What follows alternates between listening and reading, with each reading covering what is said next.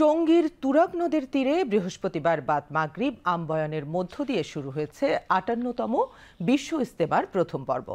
মৌলানা ইব্রাহিম দেওয়াল্লার আম্বয়নের মধ্য দিয়ে শুরু হয় এবারের বিশ্ব ইজতেমার প্রথম পর্বের প্রথম ধাপের আনুষ্ঠানিকতা।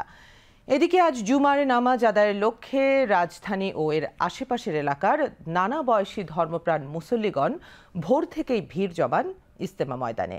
রিপোর্টে আরও জানাচ্ছেন শফিউল্লাহ সুমন। ধর্মপ্রাণ মুসল্লিদের দল এখন শিল্পনগরী টঙ্গীমুখী।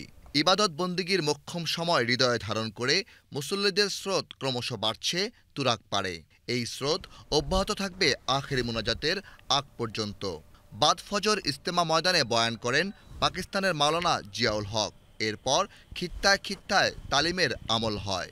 সুষ্ঠু ও শান্তিপূর্ণ পরিবেশে ইজতেমায় আসতে পেরে খুশি মুসল্লিগণ।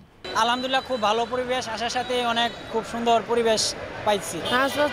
খুব ভালো লাগতেছে। আমরা ময়মনসিংহ থেকে আসছি জুম্মার নামাজ আদায় করতে এখানে ইজতেমার উদ্দেশ্যে।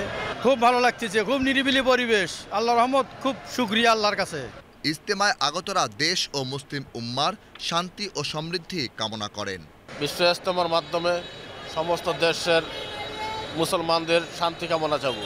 আল্লাহর কাছে চাওয়া থাকবে যে আল্লাহ পাক যাতে জান্নাতের উঁচু মাকাম দান করেন। বিশ্ব ইজতেমাকে কেন্দ্র করে টঙ্গীতে আইন শৃঙ্খলা জোরদার করা হয়েছে। নিরাপত্তার লক্ষ্যে ইজতেমার ময়দানসহ আশপাশের এলাকায় অতিরিক্ত পুলিশ মোতায়েন করা হয়েছে। এ পর্যন্ত ৭২টি দেশের ২১৫০ জন বিদেশি মেহমান ময়দানে তাদের জন্য নির্ধারিত নিবাসে অবস্থান নিয়েছেন। গতকাল বাদ মাগরিব আম্বয়ানের মধ্য দিয়ে শুরু হলো বিশ্ব ইজতেমার প্রথম পর্বের প্রথম ধাপের আনুষ্ঠানিকতা। আগামী রোববার আখেরি মোনাজাতের মধ্য দিয়ে শেষ হবে প্রথম পর্বের প্রথম ধাপ।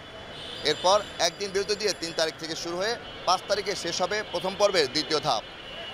এরপর ৮ দিন বিরতি দিয়ে শুরু হবে ১৪ই ফেব্রুয়ারি শেষ এবং তৃতীয় ধাপ। টঙ্গী বিশ্ব ইজতেমা ময়দান থেকে শফিউল্লাহ সুমন, বিটিভি নিউজ।